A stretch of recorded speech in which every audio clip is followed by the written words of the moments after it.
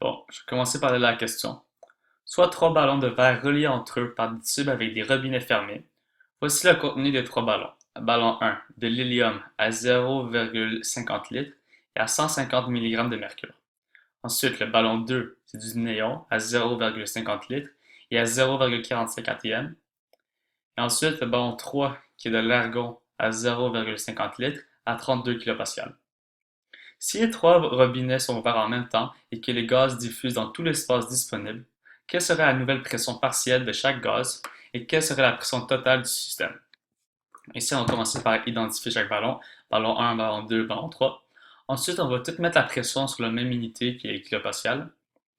Donc là, pour le ballon 1, on sait que 760 mg de mercure égale à 101,3 kPa. Donc là, on va se demander 150 mg de mercure égale combien de kilopascales? Donc là, on va faire un produit croisé qui va être 150 fois 101,3 divisé par 760, qui égale environ à 20 kPa. Puis là, ensuite, pour le ballon 2, on sait qu'un atm est égal à 101,3 kPa. Donc on va se demander pour 0,45 atm, c'est combien de kilopascales?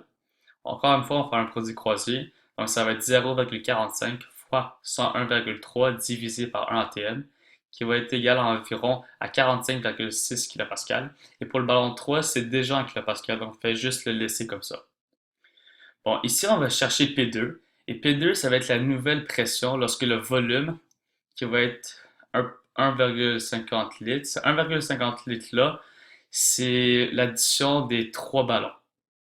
Donc là, on a P1, V1 est égal à P2, V2. Là, on va identifier les variables, commencer. P1, c'est 20,0 kPa. V1, ça va être 0,50 litres. P2, c'est ce qu'on cherche, l'inconnu. Et V2, ça va être 1,50 litres.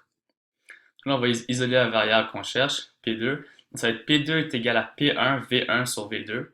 Le P2 est égal à 20 fois 0,5 divisé par 1,5.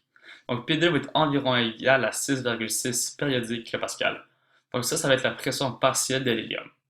Puis là, ensuite, on va aller pour le néon. Donc ça, encore une fois, on a indiqué la formule, puis on va identifier les variables. P1, ça va être 45,6 kPa. V1, ça va être 0,50 litres. P2, ce qu'on cherche. Et V2, ça va être 1,50 litres. Puis on identifie la variable qu'on cherche encore une fois. Puis là, ça va être P2 est égal à 45,6 fois 0,45 divisé par 1,5. Et P2 va être environ égal à 15,2 kPa. Donc la pression partielle du néon, ça va être 15,2 kPa. Ensuite, pour l'argon, on a mis la formule, après ça on va identifier les variables.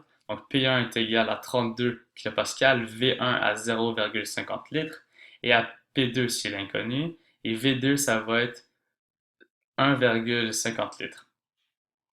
Donc là, on a identifié la variable qu'on cherche, puis là, P2 est égal à 32 fois 0,5 divisé par 1,5.